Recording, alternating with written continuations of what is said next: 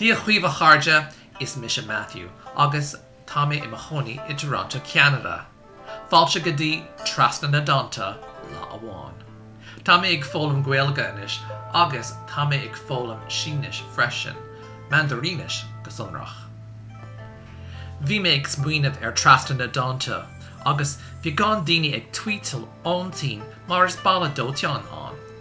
Déir rin daoine an balla dóiteán mhór, haha. Daoine mé suas le bheith, bhfualam Sínis a bhúnamh daoibh in nGaeilge. Mar sin, agus inis, tá an chéad acal. Éire. I Sínis is costal go bhfuil Ireland i Maryland. I, Ireland, bí curmach is tón ag Sínis. I, síos, síos agus suas, lan, suas. I, Ireland.